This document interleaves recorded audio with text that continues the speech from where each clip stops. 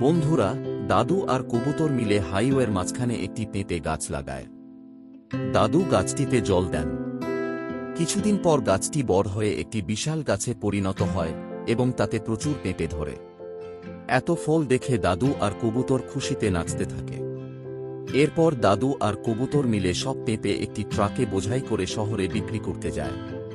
শহরের লোকেরা পেঁপে খুব পছন্দ করে এবং দাদু সব পেঁপে 1 মিনিটের মধ্যে বিক্রি হয়ে যায়। দাদু অনেক টাকা উপার্জন করেন। তখনই হঠাৎ করে গাছের কাছে একটি বড় ডাইনোসর আসে এবং গাছের পেঁপে খাওয়ার জন্য হানা দেয়। ডাইনোসরটি পেঁপে গাছটিকেই উপরে ফেলে দেয় এবং সেখান থেকে পালিয়ে যায়।